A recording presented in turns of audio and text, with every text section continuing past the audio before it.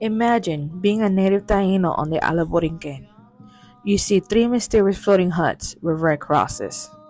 As you watch the strange vessel dock on the shore, you notice a couple of men being led by a man wearing unusual clothing that covers him from his chest to his toes.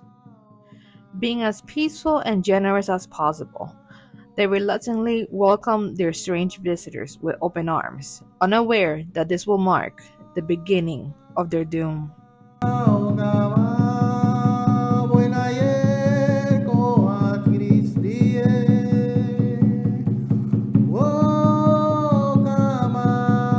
The first major conflict in Puerto Rico, then known as Boriquen, was after the arrival of the Spanish colonizers. What caused this rebellion?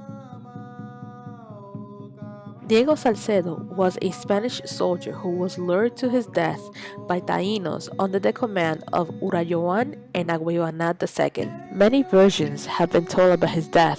The most famous version, the Taínos, fearing that the Spaniards might be gods, refrained from harming them. But as their people were being slaughtered, they ambushed Salcedo as he was drinking water in the Rio Grande de Añaco and drowned him upside down.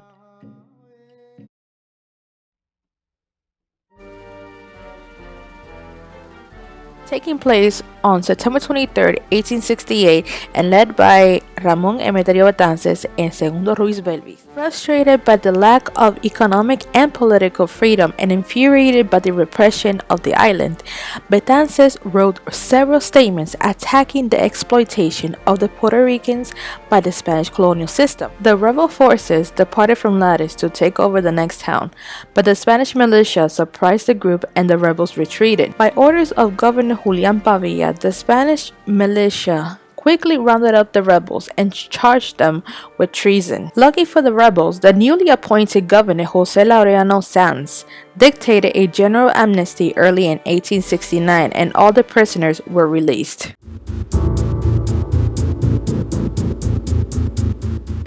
But if you want to know about a significant event that shook the country to the core and the United States, try to cover it. That event was also to protest the imprisonment by the U.S. government of nationalist leader Pedro Albizu Campos.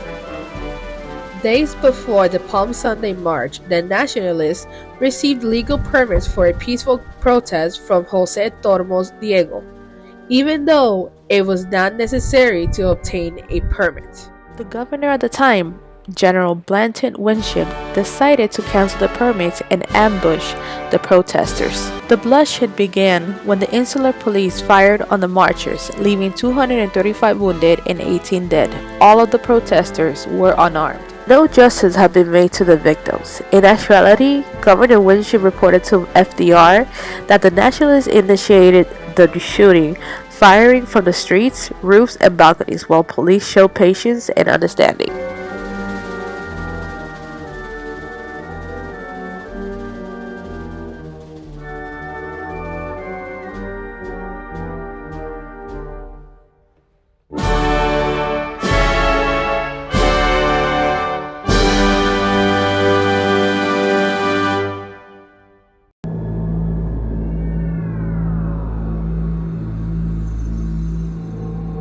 Now let's head to the year 1948, where the Puerto Rican legislature thought it was a good idea to pass a law that will try to suppress the freedom of speech for all of Puerto Ricans. The gag law, or la ley de la mordaza, is a legislative that was made to oppress the Nationalist Party and criminalize anybody who supported the group. In that law, the Puerto Rican inside the island were not allowed to own or display the Puerto Rican flag, speak or write in favor of the independence, or organizing groups promoting sovereignty. Fortunately, the gag law was repealed in 1957, but its legacy of political repression remained. Comparing this with the Ponce massacre, both events deepened political divisions between independent supporters, statehood advocates, and those favoring Commonwealth status. The Ponce massacre became a symbol of resistance, while the gag law strained underground nationalist movements.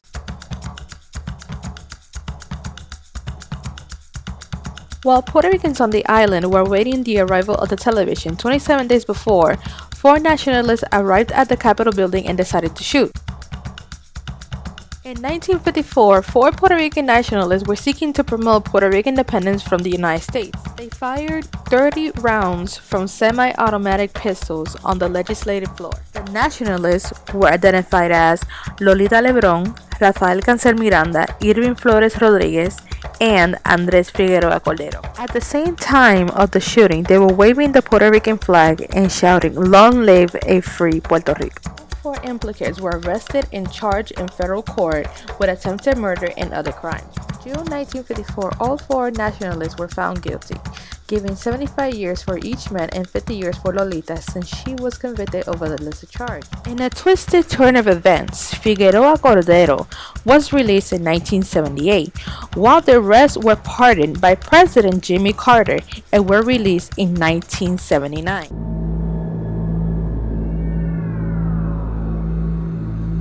Now let's turn to the 21st century when in 2017, Puerto Rico experienced one of the most devastating natural disasters since Hurricane Hugo in 1989. Now, what I want to focus on is not the destruction that Maria caused on the island, but the aftermath instead. When President Donald Trump visited the island to check on the devastation, he made some remarks that made Puerto Ricans question whether his visit was humanitarian or political. According to The Atlantic, the president told residents to be proud that the storm was not as bad as Katrina. San Juan mayor at the time, Carmen Yulín Cruz, criticized Trump's visit as insulting and that he lacked common courtesy. Afterwards, it was revealed that the Trump administration withheld funding to be able to restore the island.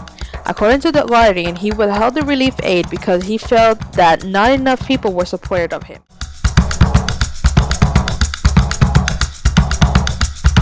In an exciting and controversial turn of events, a group chat exposed politicians taking the liberty to badmouth a whole island. It all started when some messages between Ricardo Rosselló and his inner circle were leaked, exposing the governor and 11 of his aides and cabinet members. All of the messages were profanity-laced that I'm not going to reveal them. At the end of the day, Rosselló decided to resign, despite saying that he would not.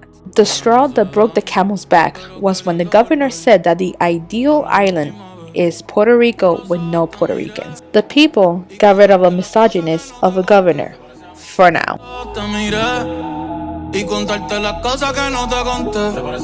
Our whole lives, we have been told that if you vote for the independent party and they win, the island will become independent automatically. Oh, our ancestors were so wrong. 4 candidates were up against each other in the elections, but 2 were on each other's throats.